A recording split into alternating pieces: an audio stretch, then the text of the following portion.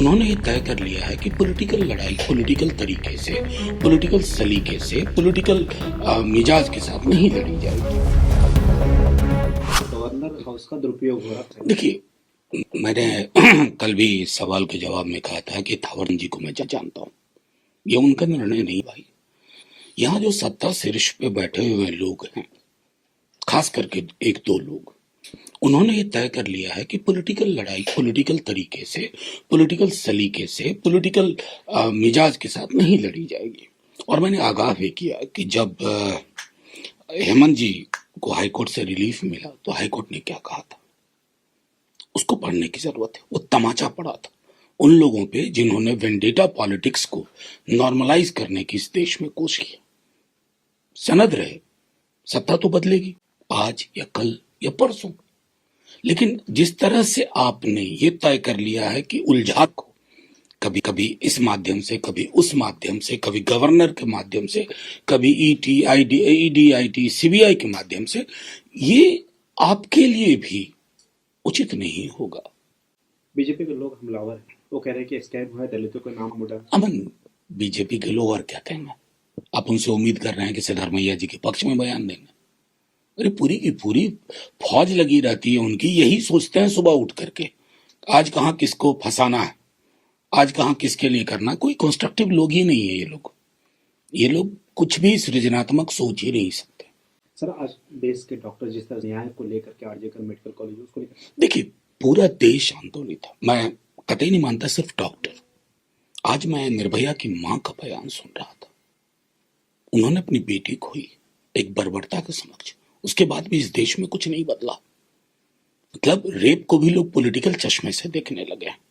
हमने तब भी कहा था, हम अब भी कह रहे हैं, सीबीआई त्वरित कार्रवाई करे, लेकिन साथ ही डॉक्टर्स की जो डिमांड है उसमें केंद्र सरकार को पहल करनी चाहिए। क्या चाह रहे हैं आपसे? चांद का टुकड़ा नहीं चाह रहे हैं, प्रोटेक्शन के लिए इंस्ट्रूमेंट चाह रहे हैं। क्या दिक्कत है? क्यों डिली डैली कर रहे हैं आप? ये महत्वपूर्ण है। सर, बंगाल की सरकार ने जो फैसला लिया था डॉक्टर का ट्रांसफर का, वो फैसला वापस ले गया। देखिए, ये सब छोटे सब हेडिंग्स हैं, इसका कोई मायने नहीं है। मायने है कि हम सबको इंतजार करना चाहिए। हम सबको इंतजार करके ये कोशिश करनी चाहिए कि त्वरित कार्रवाई हो। हमने उनके पेरेंट्स का बयान सुना, उन पे क्या बीत रही होगी। हमारे लिए खबर है, प्रतिक्रिया देते हैं, कभी आक्रोश में, कभी वैसे, लेकिन उन पर उनकी जिंदगी का चिराग तो चला गया। उस नजरिए से हम सबको सोचना होगा। सर, यूपीएससी ने लेटरल एंट्री के लिए जो ओबीसी दलित इन सब नहीं, लेटरल एंट्री क्यों कह रहे हैं? ये लेटरल एंट्री नाम ही गलत है। ये प्रिविलेज्ड की एंट्री है, अभिजात्य वर्ग की एंट्री है। परीक्षा पास करके नहीं आए, अब ऐसे आ जाओ। आरक्षण खत्म करने की जब लोग बात करते हैं, चाहे राहुल जी कह रहे हो, तेजस्वी जी कह रहे हो, कल लालू जी का ये था मैसेज था, तो वो मकसद क्या था? आप आरक्षण यूं कह के खत्म नहीं कर रहे हो, आप यूं कर रहे हो। न रहेगा बांस न बजेगी बांसुरी। और ब्यूरोक्रेसी में भी इसका क्या रिएक्शन है ना, आप लोग जरा ऑफ कैमरा बात करके देखिए।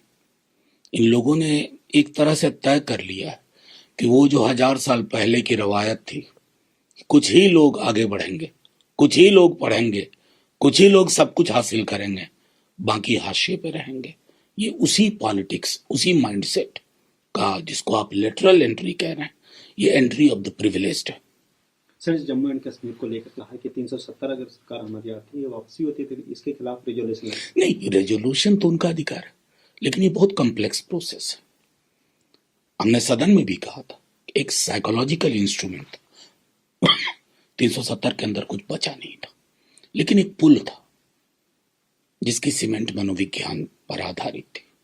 उस मनोविज्ञान को खारिज किया गया। प्रथम प्राथमिकता है अभी कि शांतिपूर्ण निष्पक्ष चुनाव, अपने प्रतिनिधि चुने, वहां फैसले हों, क्योंकि दिल्ली के फैसले, आज हमने देखा है कि जम्मू एक नया सेंटर इमर्ज कर रहा है। जो आखिरी 4-5 वारदात हुई है जिसमें हमने अपने जवान को, वो जम्मू के इलाके में हुए।